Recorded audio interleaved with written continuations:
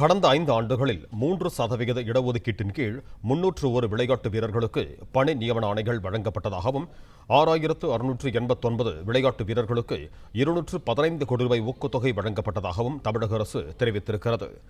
இது தொடர்பான கூடுதல் விவரங்களோடு இணைகிறார் எமது செய்தியாளர் ராஜகுமரன். வணக்கம் ராஜகுமரன், உங்களிடம் இருக்கும் தகவல்களை பகிர்ந்து கொள்ளுங்கள்.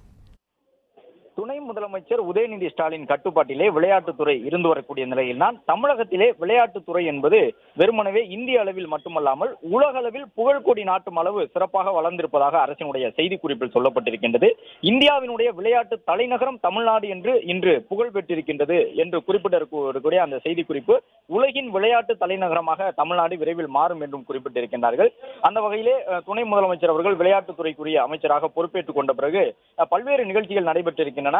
சர்வதேச செஸ் ஒலிம்பியாட் போட்டி நடைபெற்றிருந்தது 2022ஆம் ஆண்டிலே. அதன் பிறகு துணை முதலமைச்சர் விளையாட்டுத்துறை அமைச்சராக பொறுப்பேற்றுக் கொண்ட நிலையிலே சர்வதேச மகளிர் டென்னிஸ் சாம்பியன் போட்டி 2022, ஸ்குவாஷ் உலகக்கோப்பை 2023, ஃபார்முலா 4 கார் பந்தயம் 2024, சென்னை ஓபன் சர்வதேச மகளிர் டென்னிஸ் போட்டி 2025 என்று பல்வேறு உலகளாவிய விளையாட்டு போட்டிகள் தமிழகத்திலே நடைபெற்றதை எல்லாம் சுட்டிக்காட்டி இருக்கக்கூடிய அரசினுடைய இந்த செய்திக்குறிப்பு அனைத்து சட்டமன்ற தொகுதிகளிலும் சிறு விளையாட்டு அரங்கங்கள் கட்டி கொடுக்கப்பட்டிருக்கின்றன என்பதையும் சுட்டிக்காட்டியிருக்கின்றார்கள்.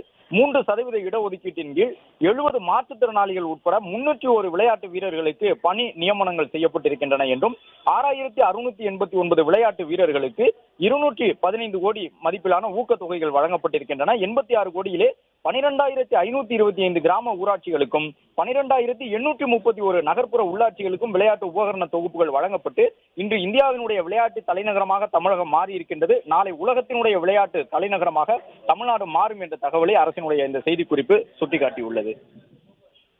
பிளே ஸ்டோர் மற்றும் ஆப் ஸ்டோரில் இருந்து பாலிமர் செயலியை QR கோடு மூலம் பதிவிறக்கம் செய்யுங்கள்.